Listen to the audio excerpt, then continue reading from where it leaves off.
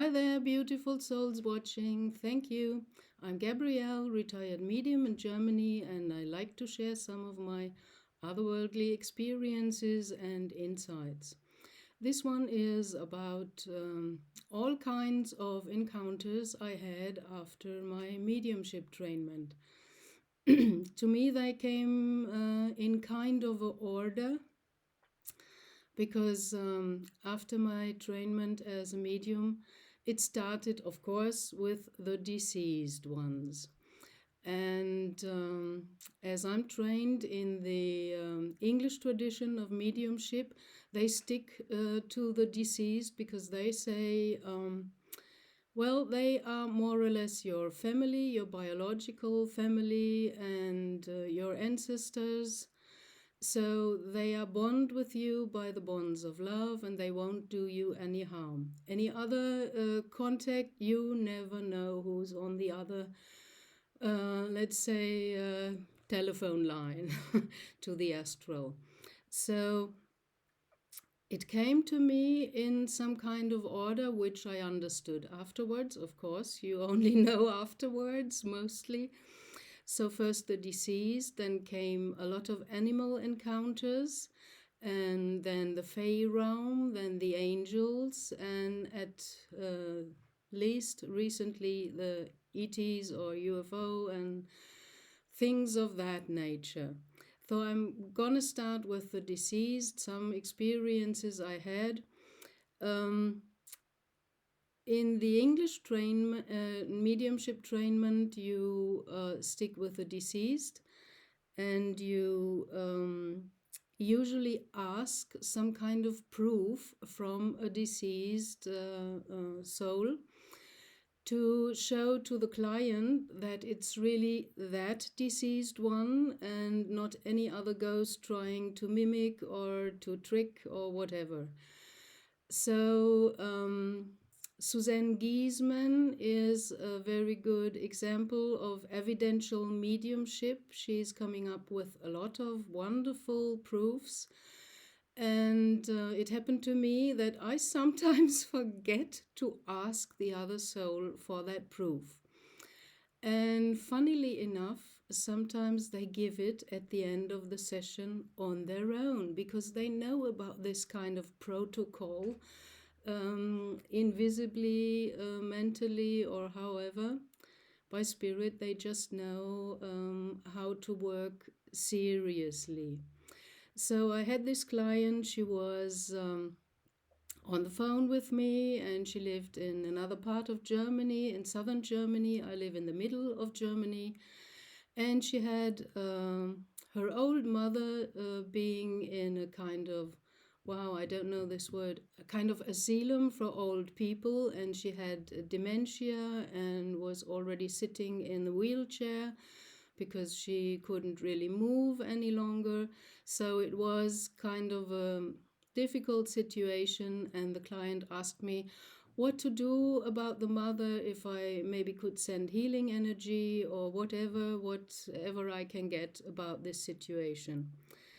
So I sensed into the mother and the situation and called them more or less by name inside of me. And I saw a very bright light. That mother was a very bright, or is a very bright light. So she was kind of saying goodbye in little steps, like diminishing more and more and getting less and less, not be able to walk around. And she also seemed not to have a lot of interest in the surrounding and the world and life anymore. So the first thing I got was more or less, she wants to go. The soul is ready to leave. And that for me as a human is always a problem, how to tell a loving relative that the mother, the father, whoever, the soul wants to leave. So they're going to die because you have to die to leave this body. Or there are some other methods to leave the body, like OBE and so on. But so I gave some healing energy and sent it distantly to the mother. And she even blossomed up more in my inner astral side. So she got even brighter and her light went bigger and bigger. And I was kind of talking a little bit around the bush because I didn't want to tell that daughter that her mother is going to leave. And after some time, I think the daughter got it. And she said it herself. And she asked me, "Do you think my mother wants to go?" And I was so happy. Thank God that she said it herself and I wasn't the bad uh, person with a bad message. Kind of, in our terms here in the world, that's kind of a bad message. For the soul, it's not, because the soul longs for the freedom to go back to the other higher realms. And at the end of the session, suddenly in my inner vision, I saw kind of a picture that was a bit weird to me because I could not make sense of it. It was like from old-fashioned postcards from the 1950s, and there was these garlands of clover flying around in my vision. And I didn't know what to make of it, so I just asked the daughter and I said, "Why am I seeing garlands of clover all over my inner vision? They're floating around like on these old-fashioned postcards from the 1950s. And they're usually used on these postcards to symbolize luck and send good energy and things like that." And then the daughter started laughing at the phone and she said, "Well, my mother always used to collect clover, especially the ones with 4 leaves, and she used to keep them and dry them and press them in a book, and she had a lot of this uh, luck bringing 4-leaf clovers." So to me, okay, I got it now. She was sending the proof that the daughter could recognize the message and the sincerity or the truth of the message for her. And I had forgotten to ask for the proof, but the soul provided it herself. So that was a funny experience. And I had a lot of things happening like that. And also animal encounters. There were some very special, kind of adventures or incidents happening. I always loved animals as a kid. The only trouble or problem, or let's say challenge, to me is still mosquitoes and spiders and things like that. I'm not too fond of being stung by mosquitoes, and I don't like spiders in my flat. Who likes them in your flat? Okay, so I had once a job just to gain a little money. I did not need to work, but I did it just to have half a day full of something useful to do. So I had this office job, and one Monday when I came to the office building, I saw a little baby bird that was captivated in the window split, because here in Germany we have windows you can open up just like a little bit like that, and then you have this split where the air can come in and go out. And in this split, the little bird was kind of captured. And when I looked out of the window, just the opposite window of the office building, I saw this flapping on the window. And when I looked closer, I understood, wow, there's a little bird that's captured or captivated in the window split.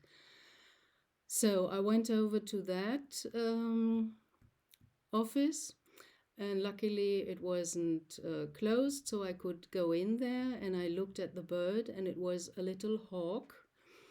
And I didn't know what to do, because you can't shut the window to get it off, because then you will break the leg that was in the split.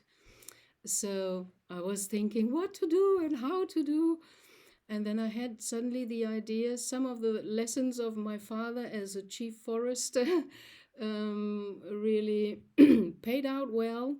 I remembered suddenly that usually in training, the hawks always have this thing around their head and their eyes, because if they don't see anything, they stay quiet.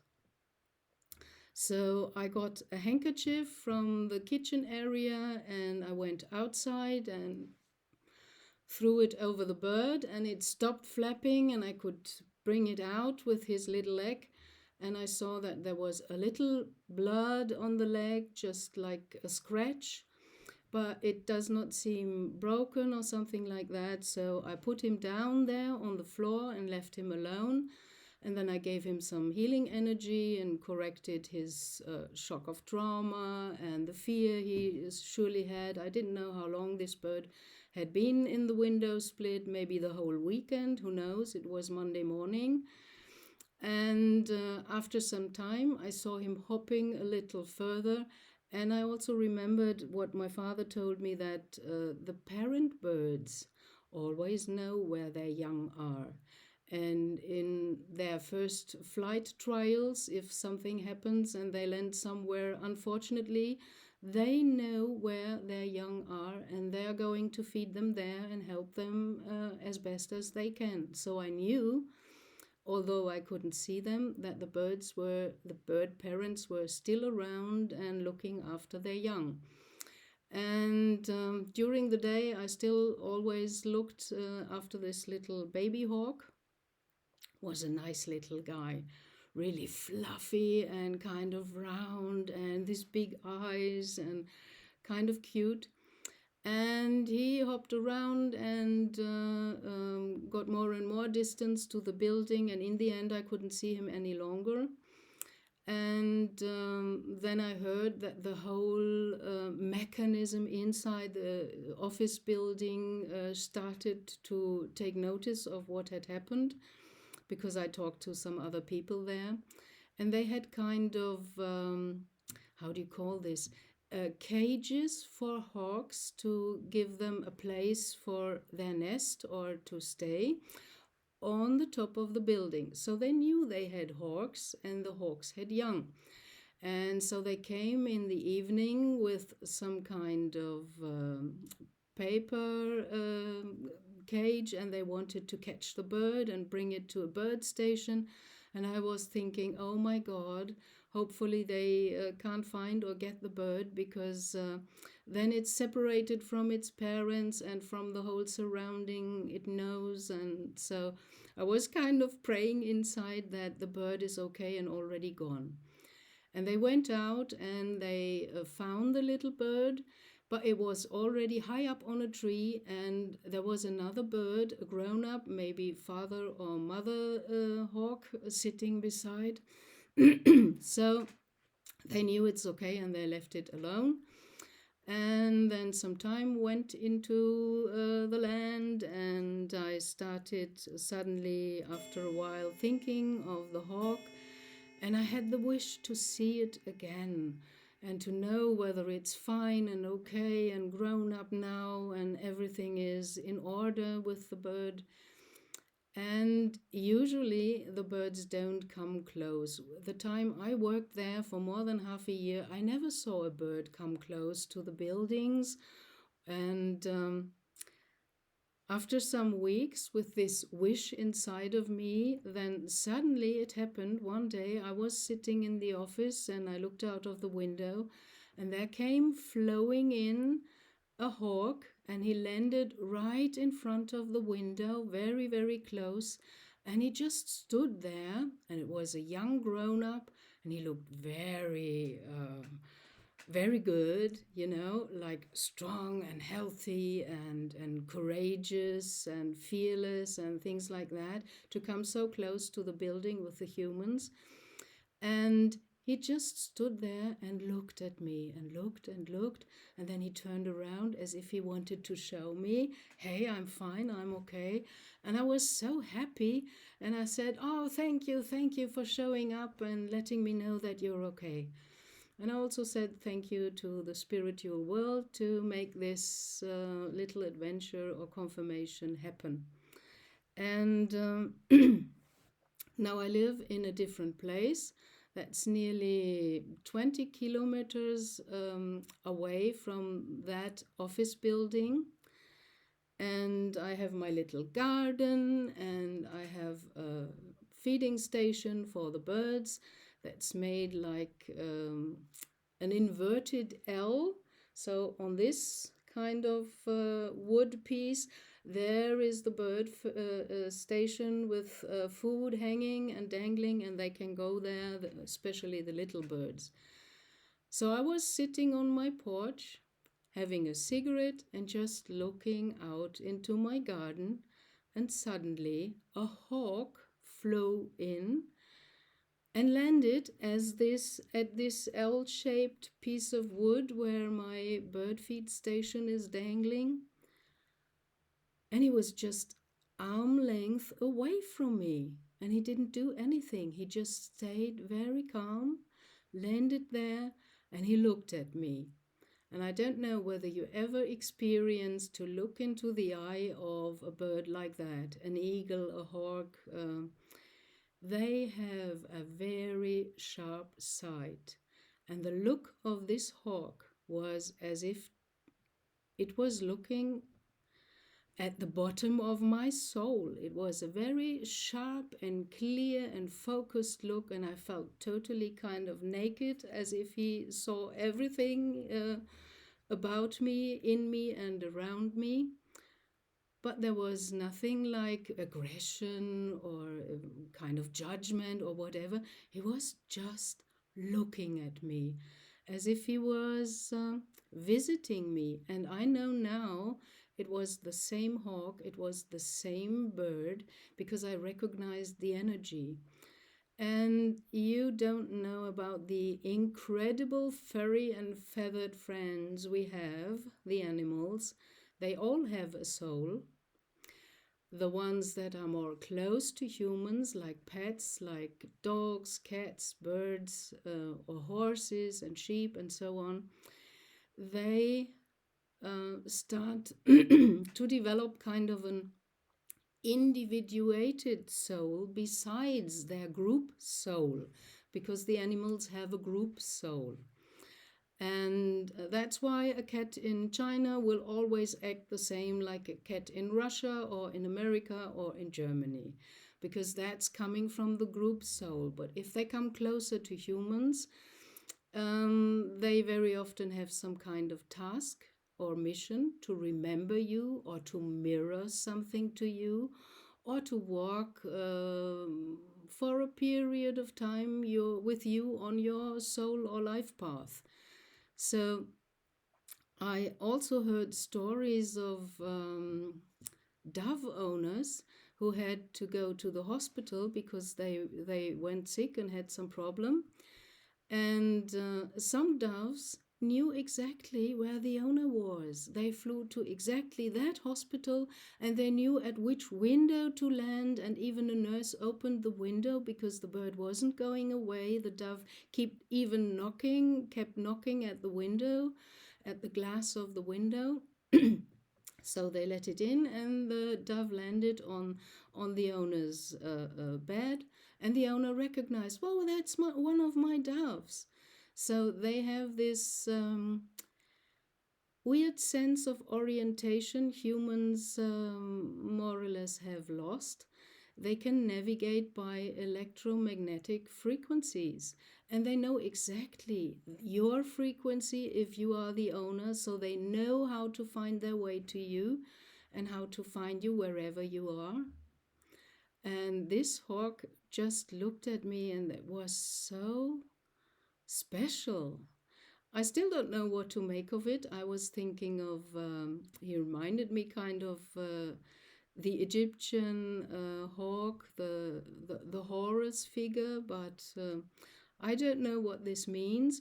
I just felt honored by the hawk to come back as a real grown up and even as a young adult, showing himself to me and showing me, I'm fine, I'm okay, just have a look, I'm fine. So these are some of the um, special experiences I had with animals and also with deceased ones. And in the next one, I will tell you something about my encounters with the Fey realm. So stay tuned and thank you for listening. Blessings, all the best for you, dear souls, on your path. Bye.